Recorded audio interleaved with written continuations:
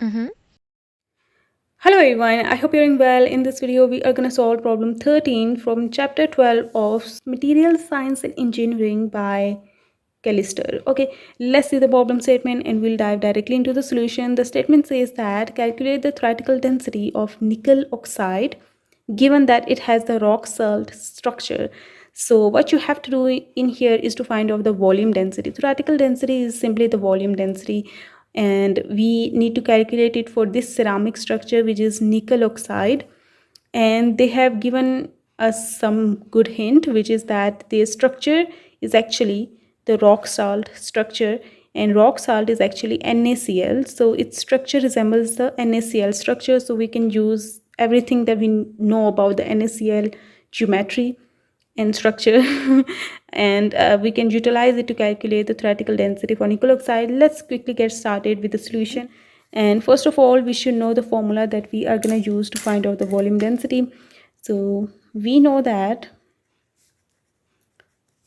the volume density is given by, this is the formula, n prime, then this is the atomic weight of cation plus atomic weight of anion divided by Avogadro's number multiplied by, since volume, which is a cube, since we have rock salt structure which is cubic, and hence NiO, nickel oxide, also have the cubic structure, and we can call it as equation number 1. Now we need to know what these values are.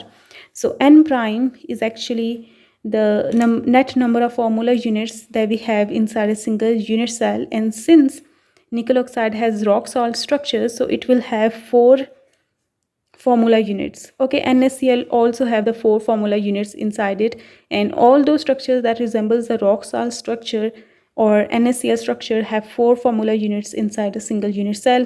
And then atomic weight of cation, the cation here in oxygen it's -2 and it's +2 in on nickel. So cation is nickel +2. If you don't know what charge is on the nickel or any cation, so you can simply write cation C in here, don't just write this thing. So the atomic weight of cation, which is 58.693 gram per mole. Okay, that is the atomic weight of nickel ion, and the atomic weight of oxygen ion 16 grams per mole. Okay, so these are the values that we'll be using.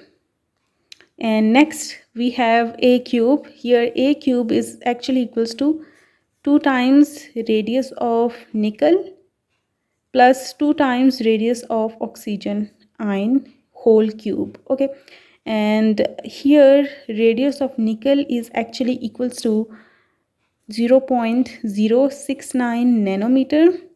That is actually equals to 0.069 multiplied 10 to the power minus 9 meter, and I want to write it in centimeter because the result that I want is should be in centimeter cube. That is why 0.069 multiply, I can write 10 to the power minus 9 as 10 to the power minus 7 multiply 10 to the power minus 2 meter. Okay, if you add -7 with -2, it's -9 again. So since 10 to the power minus 2 is actually centi, so I'll write centi in place of 10 to the power minus 2, and we have 0.069 multiply 10 to the power minus 7 centimeter. This is the radius of nickel in centimeter. Then we have radius of oxygen ion, which is actually equals to 0.140 nanometer, and I'll do the same thing with it, and we'll get the same result like 10 to the power minus 7 centimeter. Okay, and that is the radius. Now let's put these values into this expression to find out the volume so that we can directly put it in here, where Na is the Avogadro's number, and Avogadro's number are actually 6.023 multiply 10 to the power 23. All right, so let's see what is volume. I'm gonna put these values into this a cube expression.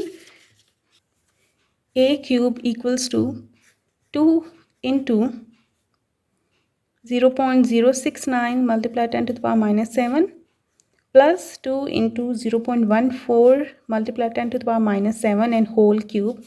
Let's see what we get in calculator. Well, this is the result that we got. It's 7.3 multiplied 10 to the power minus 23. 0.3 multiplied 10 to the power minus 23.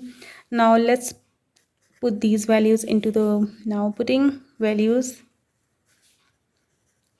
into equation number 1, which is this. Okay, since we now know all of these values, and we can directly put these values in here.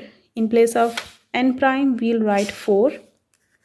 Then atomic weight of cation, which is 58.693, plus atomic weight of anion, which is 16, divided by Avogadro's number, which is 6.023 multiplied 10 to the power 23, into the volume, which is this 7.303 multiplied 10 to the power minus 23. Always find out the volume first and then put it into the expression, main expression, because it will reduce the probability of errors. All right, keep it as my advice. Let's calculate it on calculator. Well, we can see the result. It's 6.792, and the units will be grams per centimeter cube, because the volume was in centimeter cube and the atomic weights were in grams. That is why the result that we got is grams per centimeter cube.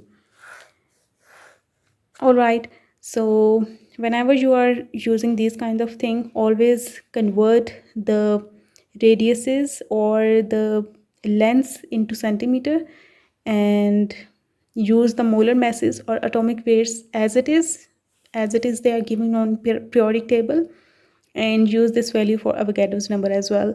So they work fine with each other. But if you are supposed to convert them into SI units, then the different thing will happen. Like, you have to convert these masses into kg. They are in grams originally, you have to convert them into kg, and you can use these lengths of radius in meters. Then you can put 10 to the power minus 9 instead of 10 to the power minus 7, so that the result that you will get will be in kg per meter cube in that way. So you don't need to change Avogadro's number in that case. You just have to convert these atomic weights and the radiuses into SI units in that case. So the result that you are going to get is in kg per meter cube instead of grams per centimeter cube. So it's totally up to you. Both of them will give you the same result. And yes, that is it for this video. I hope you got it, and I hope you don't have any confusions. Whenever the rock structure comes in, you have to use the number of formula units, which are 4 in rock salt structure, and the volume is actually equals to the 2 times the radius of cation plus 2 times the radius of anion and whole cube of it. All right, and this is what is true for the rock salt structure. So we'll meet you in next video. Till then, keep watching and like, share, and subscribe. Goodbye.